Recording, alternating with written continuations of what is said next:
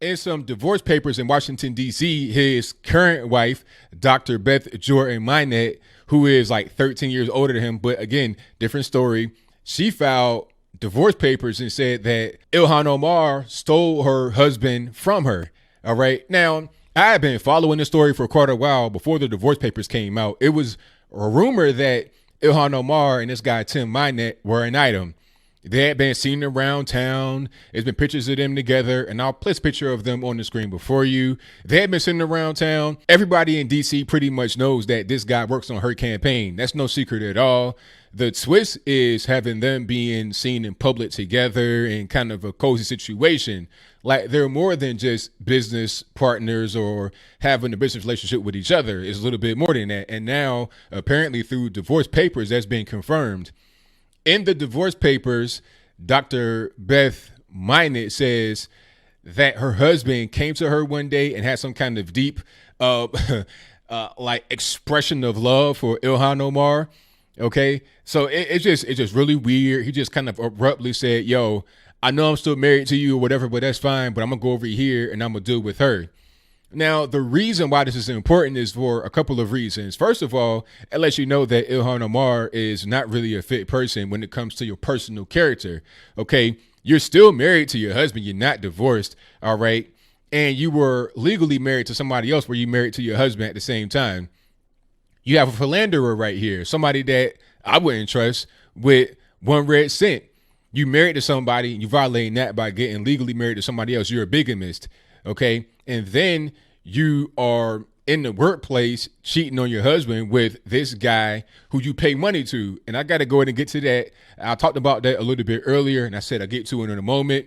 I'm going to get to that right now. The money situation. This, in my humble opinion, is the biggest story here. According to documents that I've seen, and I'll place information for that in the description box below, she had paid this guy about $230,000 in 2018 alone from her campaign funds. Okay, so the money that, if you're an Ilhan Omar fan, if you support her, the money you give to her, she's given to this guy who is allegedly her lover for stuff like fundraising, consulting, digital communications, internet advertising, and travel expenses. Now, why are you paying this guy $250,000 who you are also in a relationship with from campaign funds? I mean, that right there on his face seems like it's improper.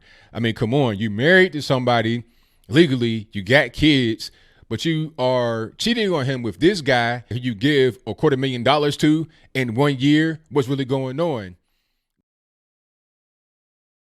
We began by asking about the claim that she is the other woman in this D.C. divorce filing.